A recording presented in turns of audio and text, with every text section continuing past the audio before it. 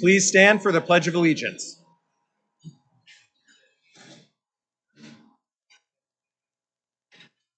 I pledge allegiance to the flag of the United States of America, to the republic for which it stands, one nation, under God, indivisible, with liberty and justice for all. All right, please remain standing. Maya Urisic, Vice President Medical Director at Concentra, will give our invocation. Thank you. Dear fellow Rotarians and guests, when hearing yet another frightening story about climate change, increasing polarization in our society, and the ravages of the pandemic, take a deep breath in, then exhale slowly, and think about people among us, such as our speaker today, who have made the near future more predictable, who do their best to bring order out of chaos, the artists who help illuminate the human condition, and the scientists, like the Nobel laureates recently announced, who have worked to deepen our understanding of ourselves and the world we inhabit. Think on all those things and feel grateful for those among us, including organizations like Rotary, who strive to leave their communities a bit better than they found them. Amen. Thank you, Maya. I'd like to give a special thanks to our sponsors whose logos appeared on the PowerPoint before the presentation. Thank you for your support, and if you or your organization are interested, please contact the Rotary office and we can set you up. I would like to welcome our guests here today at Rotary. When I call your name, please stand so you can be recognized. We have Kate Halfwasson, Zoological Society of Milwaukee, Andy Sawyer, a Rotary past president in 2003 and 4. We've got former member John Wormuth from Heartland Management Corporation, and Girish Shaw, business consultant with Logicalis. Thank you for joining our Rotary meeting.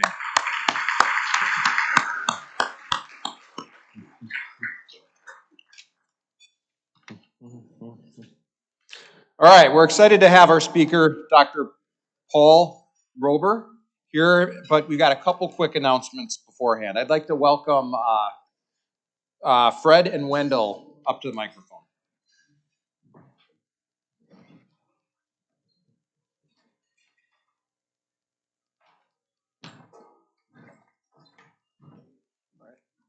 Thank you, President Todd.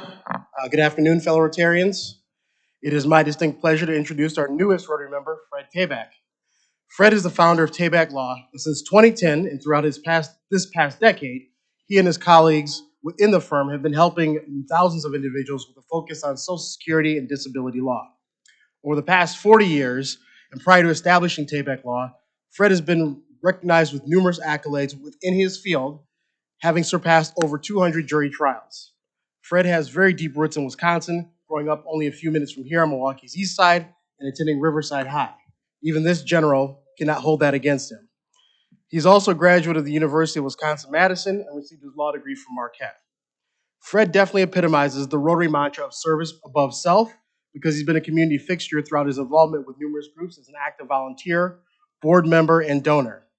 He's been involved with such groups as the Jewish Community Center, Running Rebels, Community First, Inner City Housing Development, and of course my favorite, the Milwaukee Public Schools Foundation, which he helped reboot in 2015. Sticking with this philanthropic mentality, Fred created the Tabak Family Scholarship Fund, which has provided educational opportunities for dozens of students in the Milwaukee area in over several years. He recently established the Ruth Bader Ginsburg Scholarship Program within the NPS Foundation.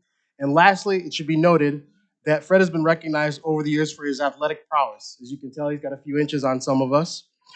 He had been recognized first as an all-city basketball forward, then went on to play college basketball at both Carroll College before walking on to UWM-Madison.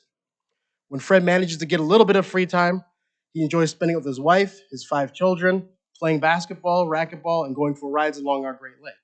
Please help give a warm Rotary welcome to Fred.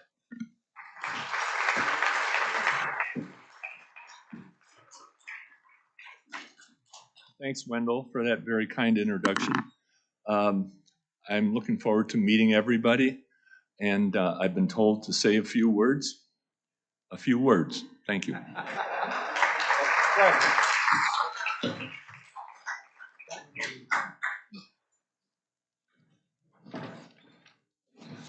All right, Fred, we are happy to have you. Welcome to our club, and it sounds like, based on your philanthropic activities, you're going to be a great fit with us here at Rotary. So welcome, and I know we're all excited to get to know you here over the coming weeks. We do have a quick announcement. The Thai Rotarian Tour, originally scheduled for Marathon Machines, was planned for October 21st. It has been rescheduled for an early to mid-November date, so as we get more specifics on that, we will let everybody know. Now I'd like to welcome Dr. Bob Gleason for an update regarding our club's assistance to the Afghan refugees at Fort McCoy.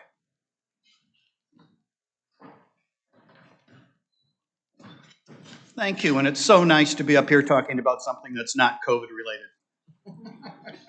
So a couple weeks ago, we asked for some money from you all for the Afghan refugees who arrived with only the clothes on their back.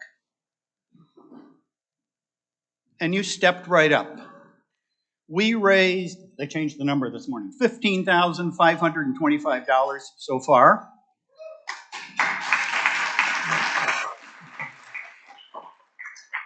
It gets better. Some Rotarians went shopping. There's the list of the team members. We're going to give some of these team members money and ask them to go buy things. And here's what they did. Oh, how do we know what to buy? Colonel Kalenda goes to the fort and comes back with reports on what they need. Team Rubicon, which is U.S. veterans dedicated to disaster relief, is serving as the key organization for care of these refugees and getting them the things they need. So they maintain a list of clothes they need online. And what's my third one? We'll go there. So some people go shopping, right? Here we have somebody loading their car. The only limitation on how much they bought was the size of their car. She bought clothes for about 30 children, winter clothes, at an average cost per item of $14. Here's somebody who goes to Costco. Anybody go to Costco and ask for a discount? She went to Costco and bought 386 blankets for under $1,000. That's pretty hard to do. Somebody goes to Wigwam up in Sheboygan, goes to the outlet store, tells them what they're after, and Wigwam says, here, have 550 pairs of socks free. And these were donated, or then they turned around and said, wait a minute, it gets better. In the back, we have some socks, 2 pairs per pack, and they're normally $4, and they're slightly damaged, and I'll sell them to you for, I forget, $1 or something. She walks away with 800 pairs of socks, having spent $500. Well, actually, she spent $495, but that was close enough. It's just incredible what they were able to do. Then we take things down to the Milwaukee Muslim Women's Coalition, Janan Najeb organization. They have a 26-foot truck. I think it's made 5 trips to the fort so far. Our clothes go inside that truck. So we're buying things at discount, using your money, and shipping them to the fort in labeled boxes, so they just say, these are sheets, these are blankets, these are women's clothes, those are kids' soccer balls, and away it goes. This has been a huge success. We've spent about half the money we have. We're going to meet after this meeting to decide how we're allocating the other half of the money. Lutheran Social Services is still looking for some sponsors or some volunteers. There's a distinction between the two. If you're interested in that at all, feel free to contact me. My contact information is in the Rotary book. So thank you very much, and great work, everybody.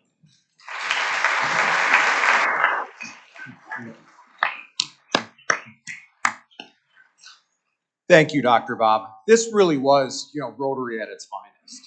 Just the amount, the responsiveness, and really utilizing not just, our time and our resources, but really the connections that were made throughout the community to get the additional products and the donations. It was really a phenomenal undertaking, and for everybody on the team and for everybody who contributed, thank you very much. You guys are making a real difference. Each year, the Rotary Club engages Riley Penner and Benton, represented our club by Brad Vogt, to conduct an audit of our financial statements and accounting practices.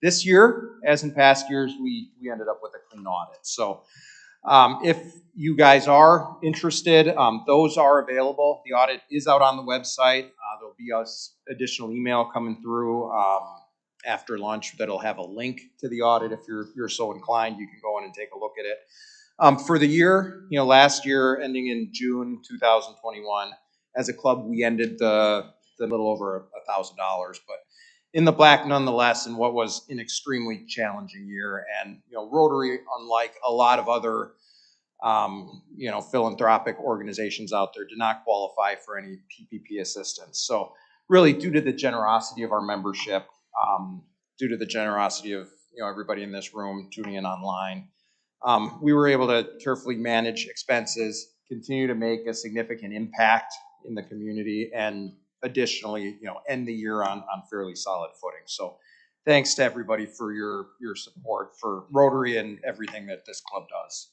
Now, Meg Yapplinger, General Director and CEO of the Florentine Opera, has an update regarding membership recruitment.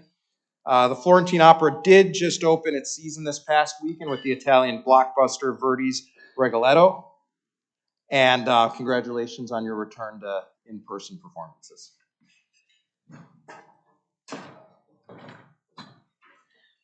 Well, I have to say, we tried to inspire our audience this weekend by going back to Grand Opera, and then I get to come here and hear what all of us have accomplished. So thank you, Dr. Bob. That was a jolt of energy I needed today. So speaking of jolts of energy, as the whole world is rebooting in this next version of COVID, and I say that because we can't pretend it's gone, but it's certainly a little bit more manageable, we are working hard to make sure that the wealth of talent, energy, and intention in this room stays strong. I am always delighted to join you at lunch and meet new people and catch up with old friends, and I'm getting to do both today, so thanks to everyone at my table. But we need to make sure that we are keeping our club as robust as we can, and not in this room and belongs here. I'm also not doing this out of generosity of spirit. We are in the middle of a competition, and we are currently leading, but I have heard a rumor that may not stay true. So at the moment, in the members versus board competition, members have brought in 4 new members. And, oh my goodness, we even have slides. I love it. I'm not responsible. Thank you, Rotary team. We are currently at 4-2, but a little birdie told me that might go to 5-5 later today. So I really want to encourage everybody, but in particular the members, because the board's on their own, they're not my problem, to think of who we can include in our club, who will add to the effectiveness and the wonderful accomplishments that we have accomplished together and will accomplish moving forward, and also the people who you just greatly enjoy spending time with. So with that, please take a little time to do that. Contact me if you have any questions as the head of membership. I'd be happy to help. Thanks.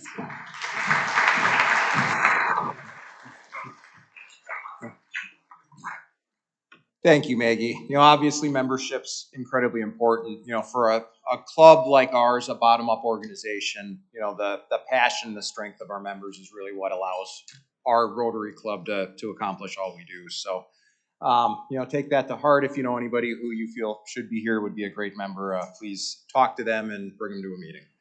Finally, our next Coffee Connector will take place this Thursday, October 14th, 7:30 a.m. at Fiddlehead's Coffee in Shorewood.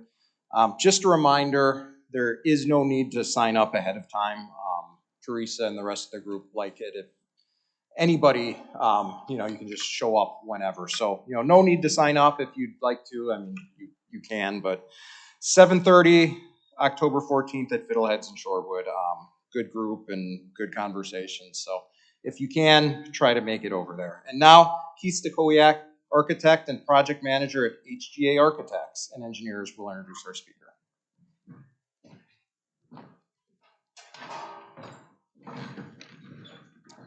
Thank you, President Todd. I have the privilege of introducing our speaker this afternoon, but before I do, I wanted to set a little bit of historical context. And for those of you that know me well, local history is kind of my thing. I'll try and keep this really brief. But of all the notable accomplishments in Milwaukee history, one that is often forgotten is that the National Weather Service got its very earliest start just blocks from where we are seated today by Wisconsin's first scientist, Increase Lapham. In the 1850s, Lapham began recording Wisconsin weather for the Smithsonian using some rudimentary instruments at his home in what is now 3rd and McKinley. With the advent of the electric telegraph machine, Lapham saw an opportunity to utilize similar weather observation stations around the country with the intent of warning both farmers and ships on the Great Lakes in advance of severe weather. Among his many other contributions to the state of Wisconsin, it was his insistence to create a federal institution that led to the establishment of the U.S. Weather Bureau in 1870, now the National Weather Service. It goes without saying that weather science is integral to our past and our future presence in the Midwest. Dr. Paul Roebber follows in that same pioneering Wisconsin spirit. Dr. Roebber is a distinguished professor of atmospheric sciences at the UWM School of Freshwater Sciences. He is the founder and director of Innovative Weather, an experiential learning program which trains undergraduate and graduate students in providing weather decision support services to community partners in the upper Midwest. Since 2016, Dr. Roebber has been contributing to the National Weather Service's Meteorological Development Laboratory data science efforts, which seek to improve weather forecast model information across all of North America. And he holds active grants with the National Oceanic and Atmospheric Administration and the National Science Foundation. Dr. Roebber holds advanced degrees in meteorology and physical oceanography from MIT and McGill University.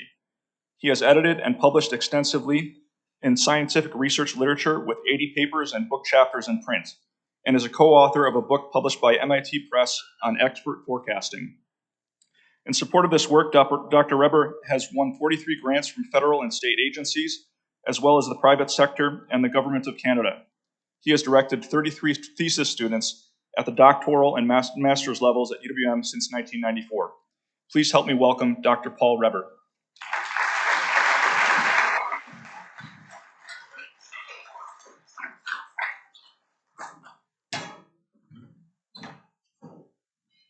Well, thanks for that kind introduction, and thanks especially for the invitation to speak to you. I actually did speak to the Milwaukee Rotary Club on climate change about 5 years or so ago. Can't remember the exact timing, but it'd be interesting to compare what's changed. And unfortunately, a few things have changed, but not for the better. So we'll be getting into that. A lot of what I am going to be talking about is fairly unnerving, I would say. However, I would say that I have noticed a pretty significant change in public perception on this issue over the last few years, and that's encouraging because it starts there. If we don't really push leadership in the United States and worldwide to do something about this, nothing will happen, as has been the case so far. And so it's really important for people to understand the importance of this issue. So again, I thank you for inviting me to talk to you about it. So on that point, there really are three issues that I think are really important to understand. The first is that climate change projections have been coming out for quite a while. But really the changes that we're experiencing are faster than most of those projections. In other words, they've been too conservative in terms of what's actually going on. For example, sea level rise is a really classic example of that, where sea levels are rising much more quickly than was anticipated in those projections. So each time you see an international report on climate change, the sea level projections are larger than they were previously. Secondly, this price that's to be paid is going to be paid by everyone. There's no place that's immune from this. And you notice I put in this little COVID thing. We cannot get away from that. In fact, there's some really good lessons to be learned from COVID in terms of the context of climate change. And the last, and perhaps the most important, is that this is an exponential growth situation, which means that the price accumulates with interest. So the longer we wait, the harder it is to do something about it, and the more costly it will be. So in order to understand some of these issues, even though I'm going to try to focus more on local climate change issues, you have to understand the big picture, which is literally the globe. And so this is an image showing the temperature change up to about a couple of years ago from pre-industrial times, and the redder it is, the bigger the temperature change. And the reason I want to show this is mostly to demonstrate that it's not uniform. So you hear things like the global average temperature is increased by 2 degrees or something like that. That's not everywhere. There are places where it's increased much more than that, and places where it's increased less than that. It has very much a regional influence. So for example, if you look at this map, you can see that high latitudes in the northern hemisphere have been particularly affected by that global warming, and that ocean areas have seen less warming because the ocean takes much longer to warm up than land areas. And you also notice it tends to be focused on the land areas, not the oceans. So that's important because it gets to the regional effects of climate change being much bigger than sort of the global average that you might expect. So we've been doing climate modeling since the 1960s, and it was just mentioned about Nobel Prizes. The physics Nobel Prize was awarded by 2 climate modelers who began their work in the 1960s, so really setting the foundation for what we're able to do now. And I wanted to show this image for a couple of reasons. So the observed temperature change is the black line, and you can see all the ups and downs and squiggles in it. There's a lot of variation from year to year and even over decadal periods, but the overall trend is very obvious. If you look at the global climate model forecasts of that, including all the drivers, both natural drivers and human drivers, you'll notice that red line doesn't follow exactly the black line and certainly doesn't capture the year-to-year variations. That kind of stuff the climate models really aren't capable of reproducing, but it certainly gets the big picture right. And that's the important piece. And if you look, one of the other nice things about doing this is you can then take out those human drivers and say, if we just looked at natural variability, how much would that temperature change be? What would it look like? And that's what that blue line is, which is relatively flat. So you see that we've had a tremendous influence on those global changes. And again, even though the axis suggests, oh, we're talking about a couple degrees Fahrenheit, that doesn't sound like very much. Again, going back to this map, it can be very significant change in some areas. So COVID-19, you didn't want to hear about this, but I have to mention it. What can it teach us about climate change? Actually, there's a fair bit. One of the things that's quite different between COVID-19 and climate change is the time scale. Climate change is something that occurs over many, many years. And so because of that, people have the ability to put it off. They think it's important, which it is, but there's always something more pressing that we have to deal with now. It's a recession or there's something like that that we really are concerned about for good reason. But because of that, it's easy to sort of put it off, forgetting that it's this exponential growth problem. And it's the same with COVID. So in the early days of COVID, we were looking at the growth in confirmed cases, and it followed this sort of exponential growth curve. And global temperature change and carbon dioxide are following in lockstep as well in that sort of growth. There was a study that was done in the early stages of COVID again, where they looked at what would happen if you delayed by 1 day taking action. And the number of cases increases by 40% if you do that. So thinking about this from the standpoint of climate change, it's also very similar, except it's not a day, it's many years, but still the same idea that delaying a year or 2 years or 5 years or 10 years means that the actions, the impacts that we're going to experience are much worse than it would be otherwise. So because of COVID, ironically, there was a 6% drop in global carbon dioxide emissions, mostly because of transportation. Everybody was working, or a lot of people were working from home, and so not as much emissions from that result. But you'll notice that the global concentration of carbon dioxide in the atmosphere did not drop. So you see those ups and downs in that sequence on the left for the past few years. That's just a seasonal cycle. During the warm season, when plants are growing, they actually take up carbon dioxide. But the overall trend is upwards. And that was true even during COVID. It went up. And why is that? It's just like a bathtub. So if you imagine you have the faucet running into your bathtub and you have a drain, but the drain is mostly plugged, and now you turn down the faucet a little bit, but not enough, then the bathtub still fills up. So it's continuing to fill even if we're dropping our emissions in a given year. We have to do much more than that, which is what makes it so difficult to combat.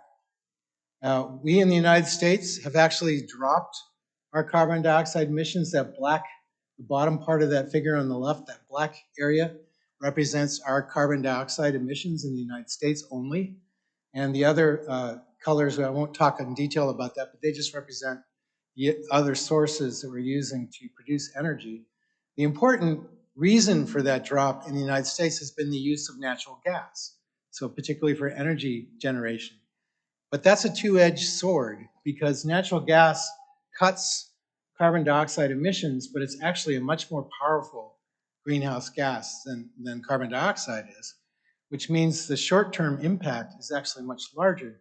On the other hand, it also has a shorter time scale. In other words, it's processed through the atmospheric ocean system much more quickly than carbon dioxide is. And that's what's shown on the left.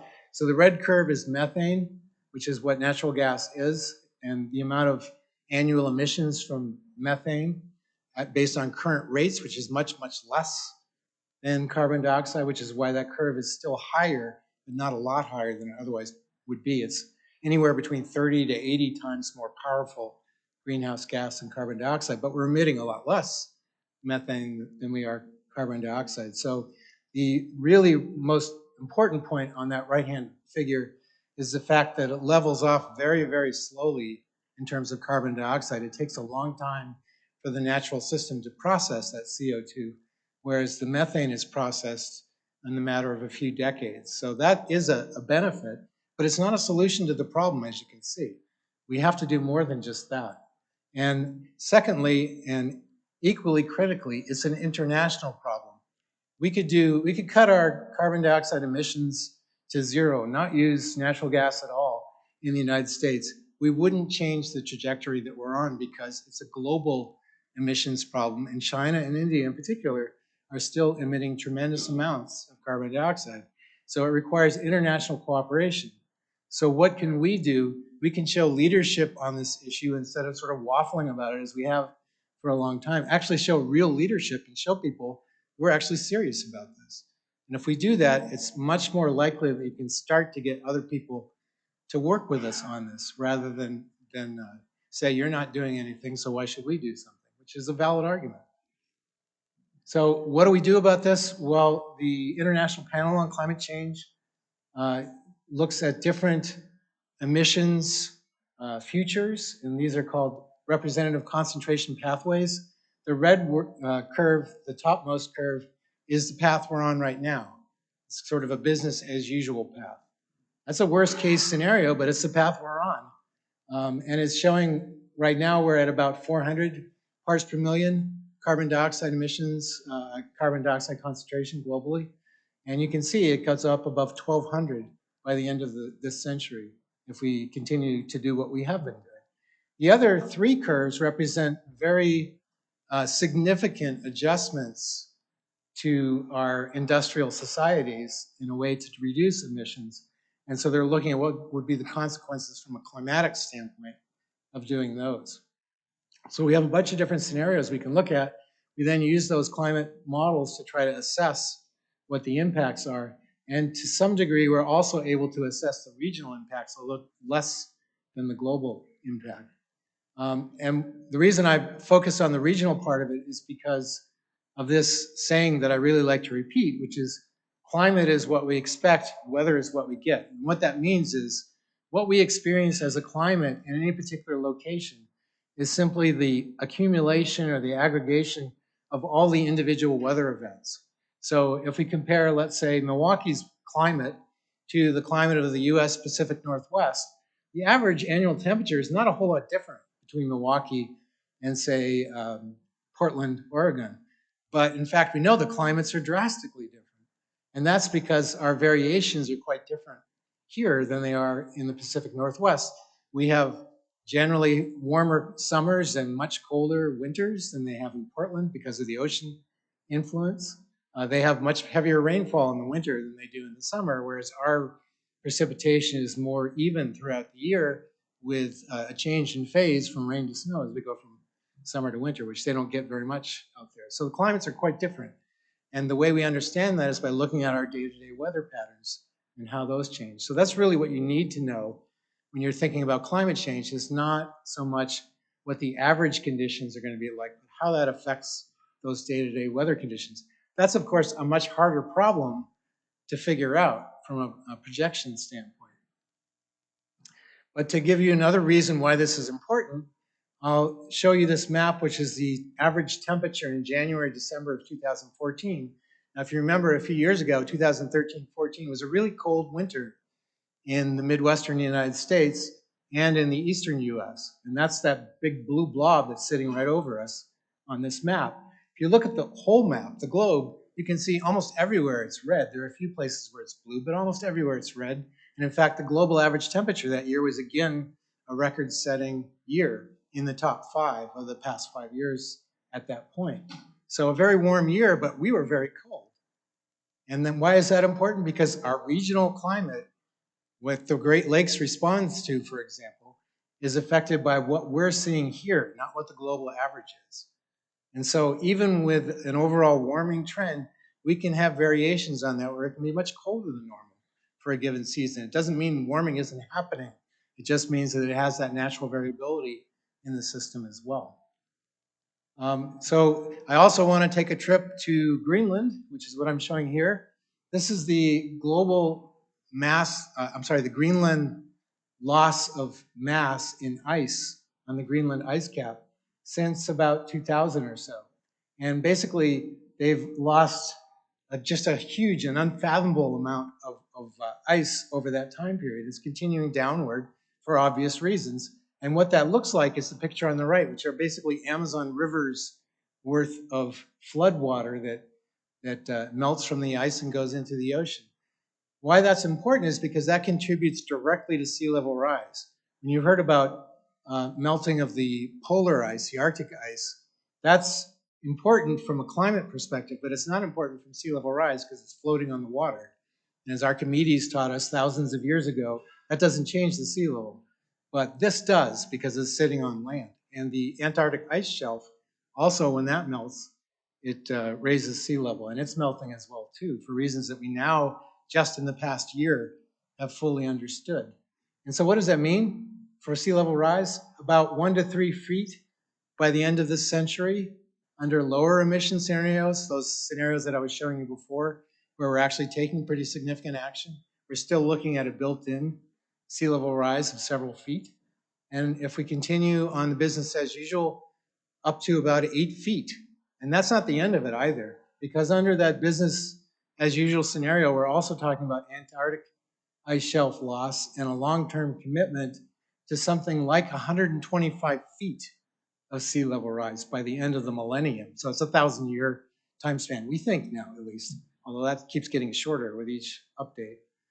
So just unimaginable amounts of sea level rise. And you might think that's not important for us in the Midwest, it's not going to affect us, but let's look at the US economy as it stands now. About 40% of the US population, the gross domestic product, are in shore adjacent counties, meaning they have at least one border of that county on the ocean.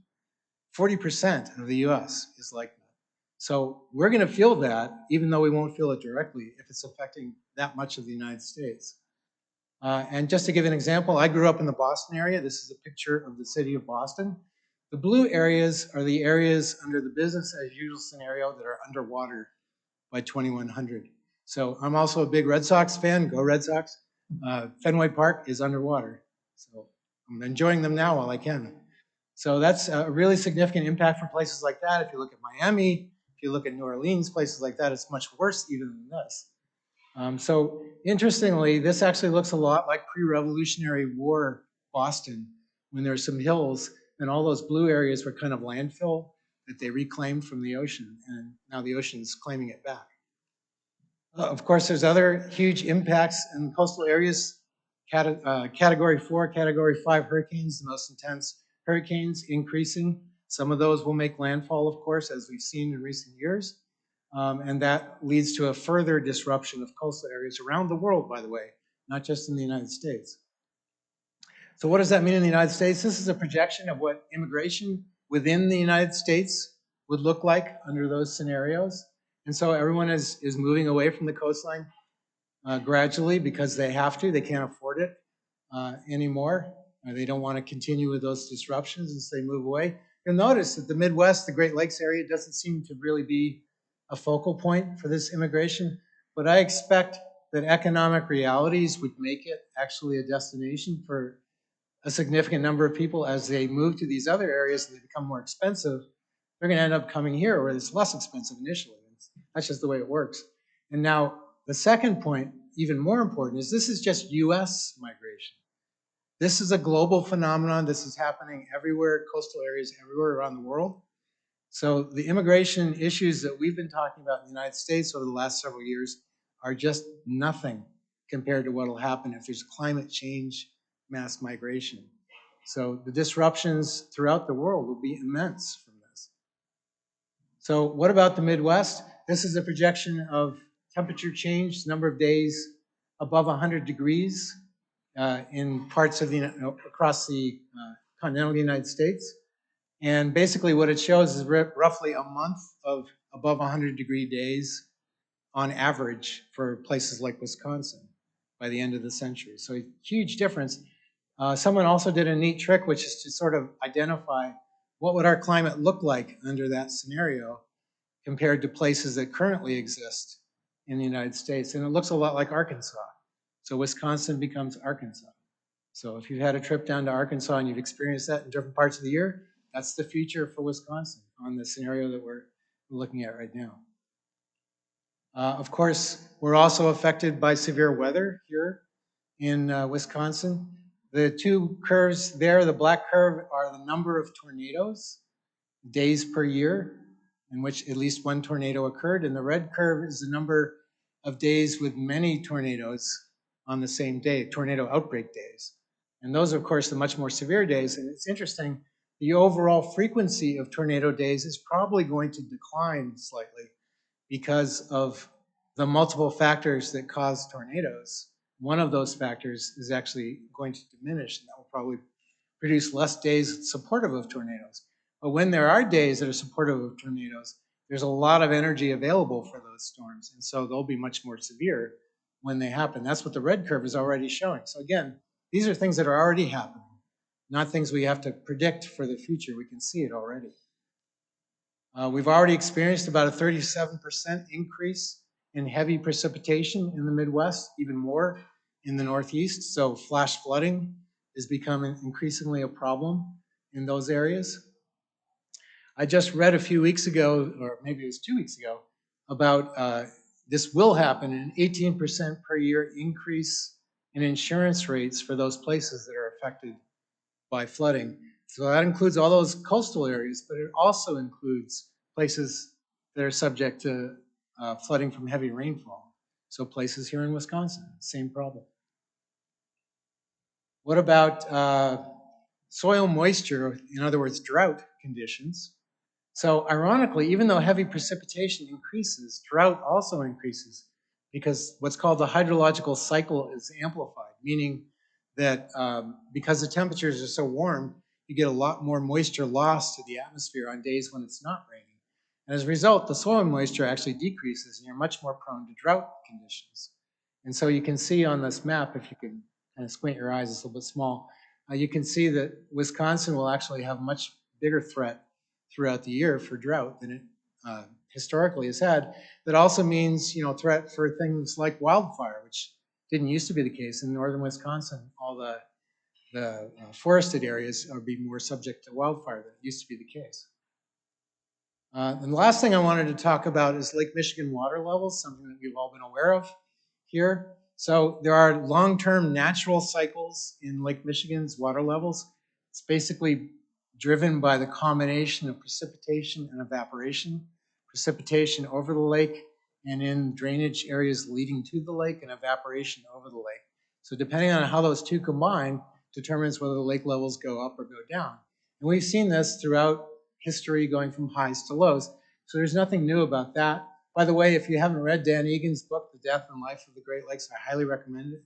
It does a really nice job of sort of bringing these issues in a way that's understandable from a perspective. So if you want to read more about it, it's a great place to look.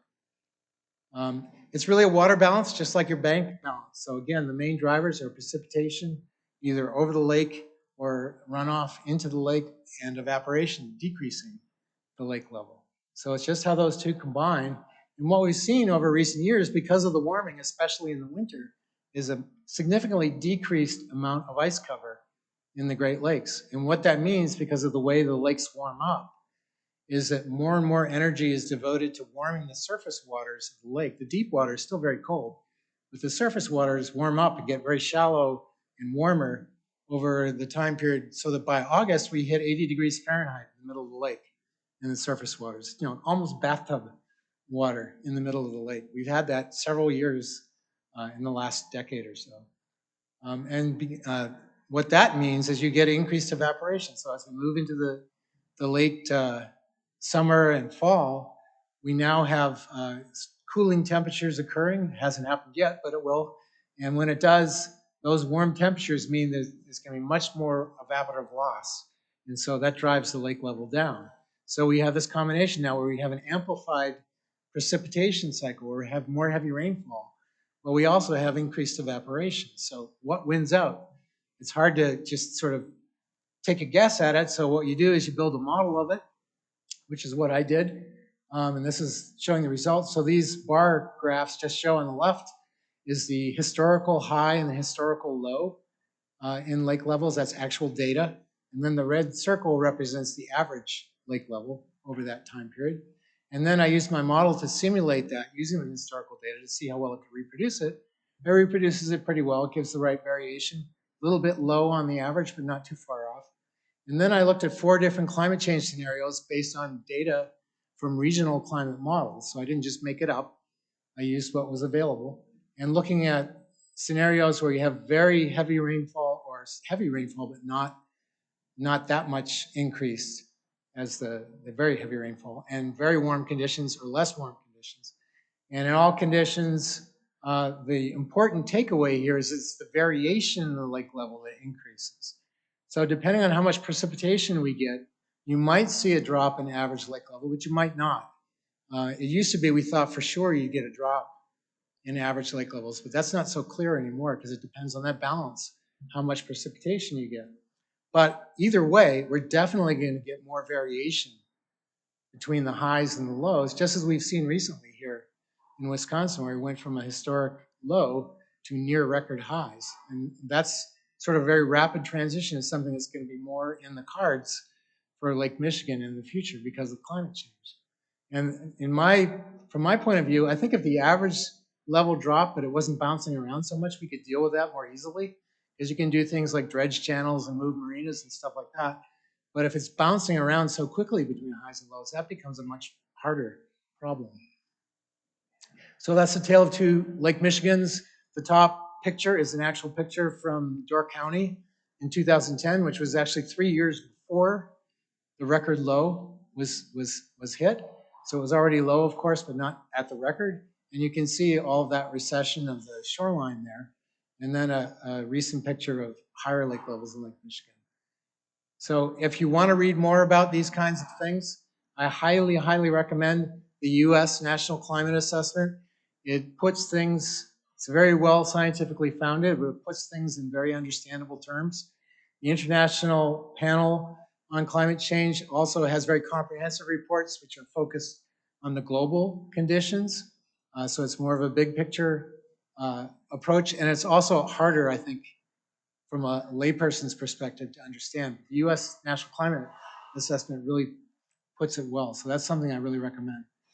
And I just want to leave you with these takeaways. So we know that there are science issues. Every year we figure things out a little bit better than we did the year before. So of course it's an adaptive process in terms of our understanding. But we're getting better and better understanding of what we're dealing with. But in order for anything to change, it requires socio-political action, not insignificant, major action. And so people have to be very serious about doing these things for it to happen. Otherwise, we'll just be on the business as usual scenario, and we are getting a better picture of what that looks like. And the second point, there is a lag, just as with COVID, between action and nature's response. We can shut everything off today. We still have to pay for what we've already put into the atmosphere. So delaying is not a good thing because it makes it that much worse. And there are costs, both human and economic, to taking action or not taking action. So some of the debate has always been about what's the relative trade-off between those two. But I think we're getting a pretty clear understanding that the losses associated with not taking action, and frankly, the loss of economic opportunity by not taking action, by transitioning to more modern forms of energy, for example, are something we're just kicking away that opportunity if we don't do something about it. So there's good economic reasons to think about ways that we could do this in a way that's productive also. So in my opinion, this should motivate rational consideration with an emphasis on expertise and evidence, but that hasn't been the case, as again has been the case with COVID. We saw this. So COVID was very depressing for me for multiple reasons. And that was one of them, because I could really see the analogy to climate change. And climate change is so much easier to put off than COVID. And yet we were still able to do that with COVID. So I'm going to stop there and just open it up to questions. And I thank you for your attention.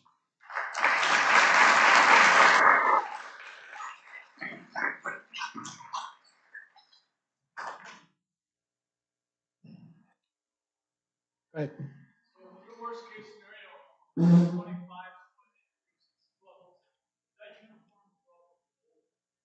So the question was, is the 125-foot increase in sea level uniform across the globe? And the answer is no. There's some places where it rises more than other places because of geologic patterns and ocean current patterns. The U.S. Northeast and Gulf Coast are areas where it rises faster, actually, than other areas. The 125 feet, also, I want to caution you that the amount of sea level rise from all of the Greenland ice cap melting is about 20 feet. The sea level rise from that in combination with the Antarctic ice shelf is 125 feet, and you're probably talking about a 1,000-year timeline for that. But we're still talking about 8 feet of sea level rise by the end of this century. So a really significant increase just from that.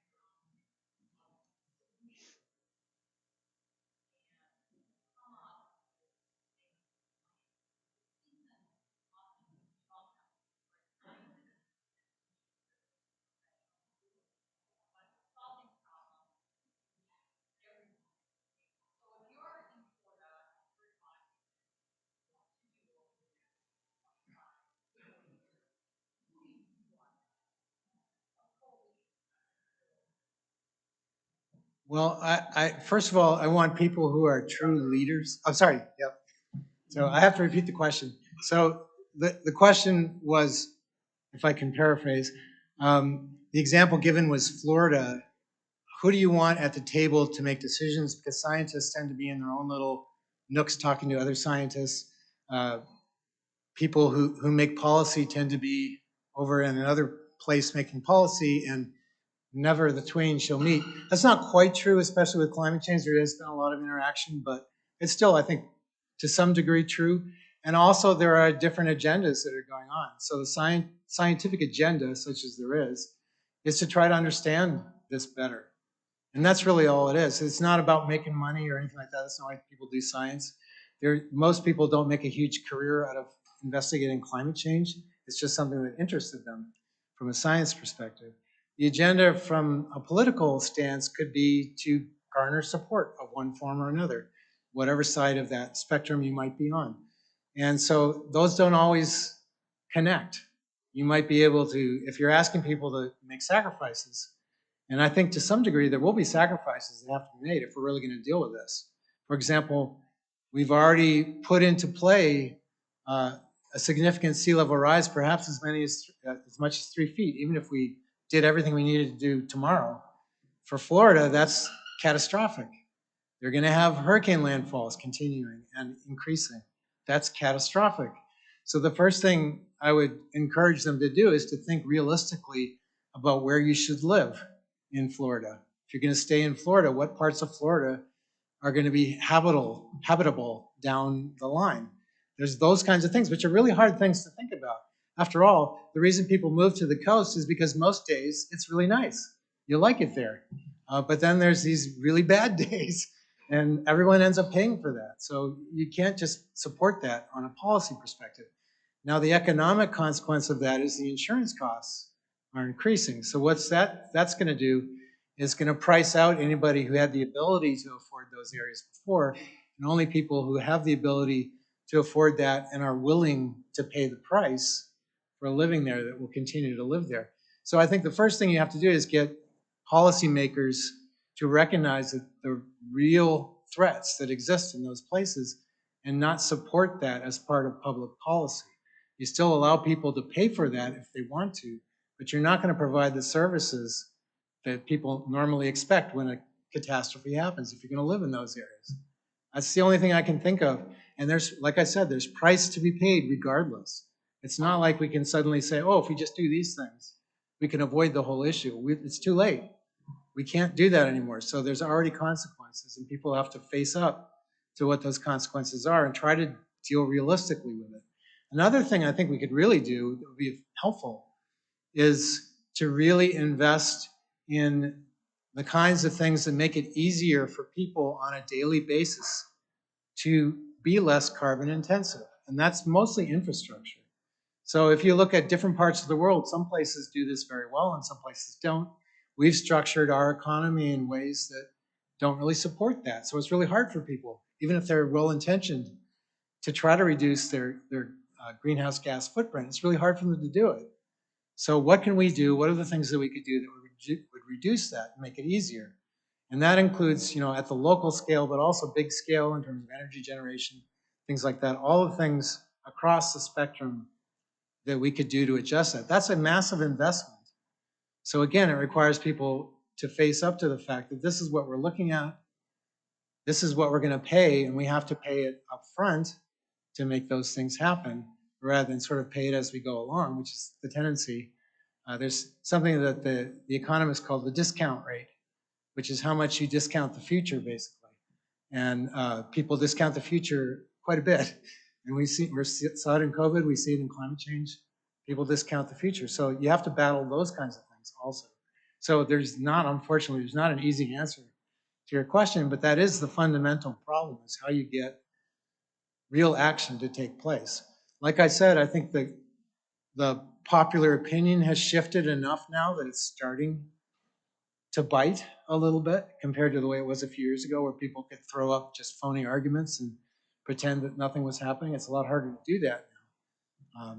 But again, we've also wasted about 10 years at least of not doing anything where we could have been doing something. Yes, sir.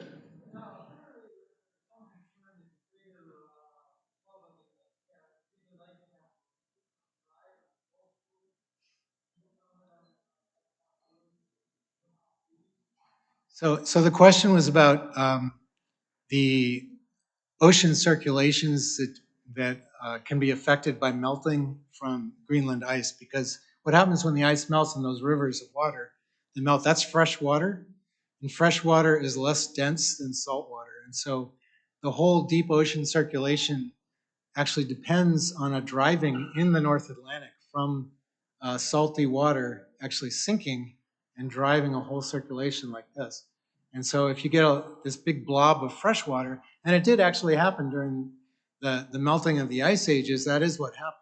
There was a period where meltwater did flush out into the Atlantic and stop the deep ocean circulation, and ironically caused massive cooling as a result of that, because the deep ocean actually transfers a lot of heat from low latitudes to high latitudes. So the way you can think about the climate system is it's driven by disequilibrium. Basically, the low latitudes, the equatorial latitudes, receive an excess of solar radiation relative to the poles, and so it's a lot hotter there than it is at high latitudes. And so the climate responds to that by trying to smooth things out, even things out.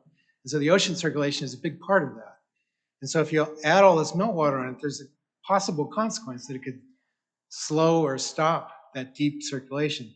Up to this point, the estimates are that while that's a concern, it hasn't really happened. It's really hard to measure, which is why there's some degree of uncertainty about that. But if it did happen, what would happen? So for Europe, so if you look at the United Kingdom, for example, they are much warmer than we are on annual average than Wisconsin, even though they're many degrees latitude further north than we are. So you'd think they'd be colder, but it's because of that ocean circulation that keeps it warmer. So if were that to collapse, they would suddenly go into a much frostier climate condition than otherwise. So that's a question where there isn't a good answer for it right now. We know it's a risk.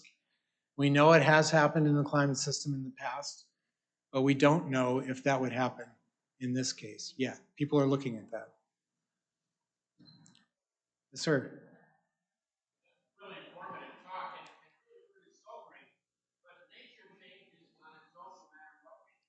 10,000 years ago, we had mile-high glaciers across Wisconsin, and Mount St. Helens did terrible damage, but then why not? Created by volcanoes. Forest fires occur in nature and for hundreds and hundreds of years. Can we really stop nature from changing? So the question is, there's natural variability in the climate system. So can we stop nature from doing what it does?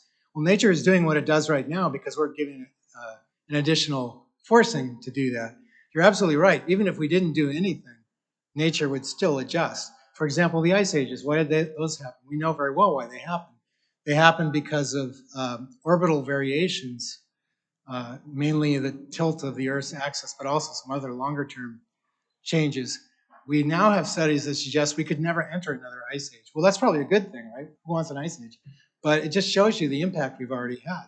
So we're part of the climate system. What we do is part of the climate system. So right now, what we're saying is we're going to add a lot of carbon dioxide and we're going to create a climate that's a result of that. So you could throw up your hands and say, let's do nothing and just let nature take its course. That is one possible solution, quote unquote. We've decided that because the changes are happening on such a rapid pace that that would be pretty catastrophic. It doesn't mean that, by the way, I should point out, it doesn't mean the end of life on Earth or anything like that. If you've heard anyone say stuff like that, that's not true. It does mean significant changes, and there certainly will be mass extinctions as a result of that. In human populations, particularly areas of the globe that are less able to sustain these kinds of disruptions, massive loss of life. That's clearly going to be true. And also in the United States, in places that don't have the resiliency. So another thing that we need to focus on is resiliency, because it's clear that whether we throw up our hands and say we're going to do nothing or try to do something but realize that we still have a lot of consequences to pay for, we need to be resilient to those changes. And so building resiliency across the globe in our systems is really important. We have to do that no matter what, because we're already experiencing these changes now. I see another question. Yes, go ahead.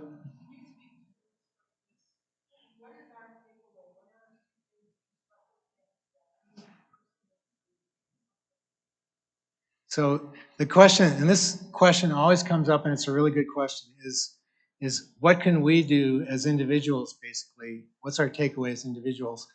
And I think, yes, you can do all the little things that individuals can do to reduce your greenhouse gas footprint. It's not going to solve the problem all on its own. It requires bottom up and top down and at an international level. So the two things that I think individuals can do is through your own organizations and the people that you know, just educate people in terms of what the real risks and consequences are. Try to do the things that you can do reasonably and advocate for leaders to actually take this seriously and hold them to that, and have them start talking about policies that will actually help everyone to actually deal with this issue. Because until now, we haven't really had much that's allowed individuals to change their lifestyles in a way that's reasonable. And until you do that, it's just going to be too difficult for people to do much. So it has to occur at all levels.